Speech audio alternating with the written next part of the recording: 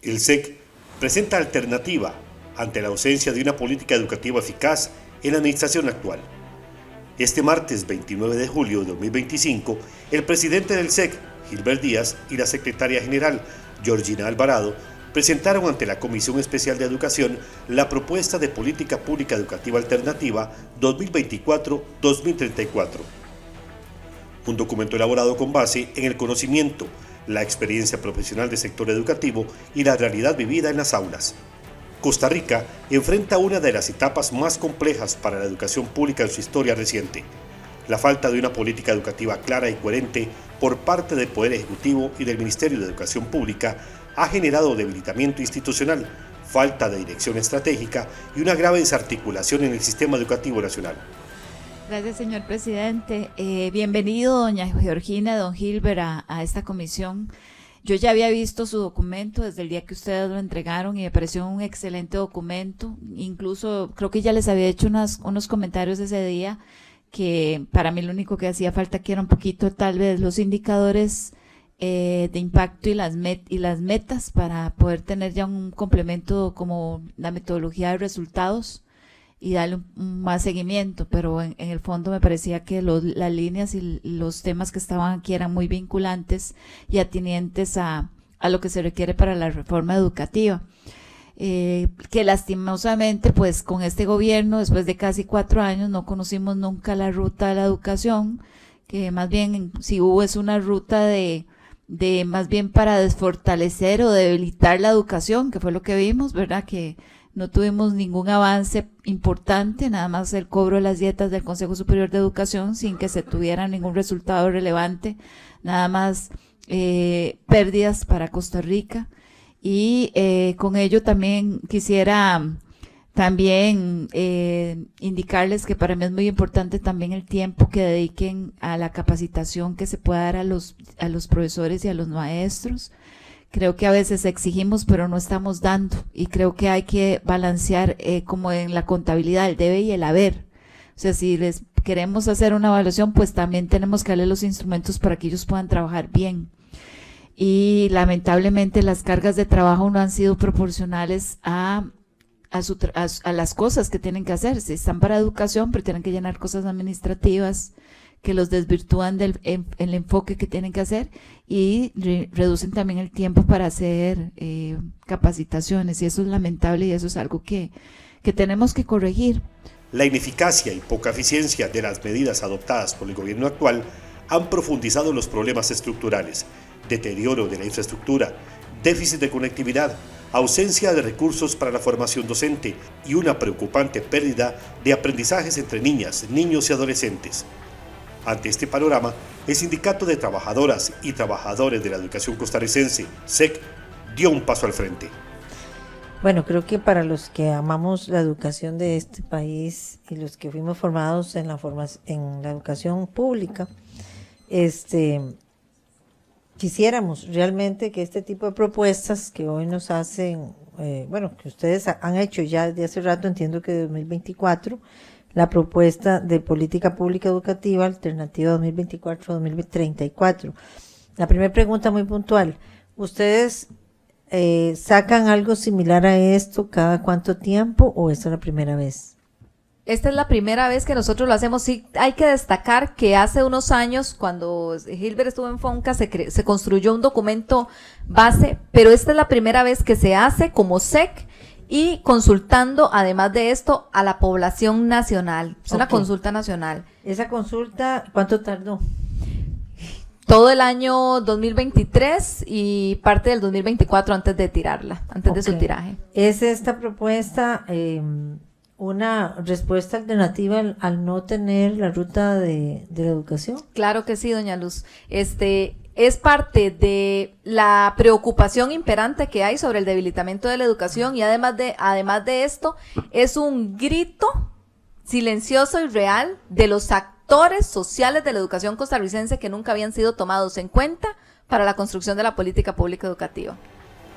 Este documento no debe ser visto como una propuesta sindical más, sino como una propuesta de país.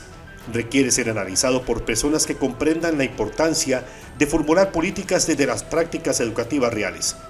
desde los territorios, desde las aulas y no desde escritorios desconectados de la comunidad educativa. Sin duda, el documento demuestra un amplio conocimiento con respecto a las necesidades que lamentablemente hemos visto el detrimento de la educación en Costa Rica, no solamente desde los desgobiernos del PAC, sino desde la lamentable participación de la vetada exministra Müller. Porque, sinceramente, yo creo que esa exministra pasará a la historia como la responsable directa del abandono de los estudiantes más vulnerables en este país. Realmente nosotros requerimos que este documento sea analizado desde los ojos de personas que comprendan la importancia de trabajarlo desde el conocimiento, desde la práctica, y que no lo visualicen simplemente como una propuesta de un ente sindical. O sea, porque ustedes aquí, si bien hemos hablado mucho de la preocupación de cómo lamentablemente son 38,000 docentes los que solamente el año pasado tuvieron que incapacitarse por el tema del trabajador, el burnout, ¿verdad? El síndrome del quemado. Y es dado a toda esa, y bien lo decía Georgina, o sea, la situación no es simplemente que tengo una plaza, no, hay muchos interinos, pero tampoco es solamente eso, es ver de que no tengo cómo llegar a sacar fotocopias para poder tenerles a los estudiantes, donde uno ve las limitaciones físicas, el deterioro de los centros educativos, los ordenamientos que se hacían de una forma tan irregular que no existía ese desarrollo pleno de las y los docentes. Y lo otro, tal vez ahí, don Gilbert, doña Georgina, a mí sí me gustaría ver cómo nosotros desde acá podemos ayudarlos a ustedes para que esto sea una realidad en el Pacto Nacional, que todos los actores que se encuentran involucrados en el sistema educativo o que tengan relación con el sistema educativo. Diputada, sí, dos minutos más de mi tiempo. Muchas gracias, presidente.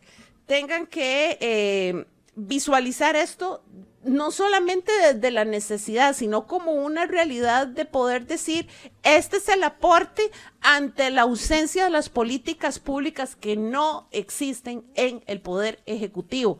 Este gobierno ha sido totalmente inepto para poder llegar a desarrollar esas políticas. Eso sin hablar del presupuesto. Muchas gracias, don Gilbert, doña Georgina, por acompañarnos nuevamente y por poder poner en discusión este documento que nos parece que evidencia algo que a los distintos gobiernos les ha costado reconocer, y es el enorme y valioso papel que juega el Magisterio Nacional organizado en el formato de sindicatos y el papel que pueden jugar para el desarrollo del país. Yo creo que esto es muy importante porque siempre se trata de invisibilizar y se trata de menoscabar el papel de los sindicatos.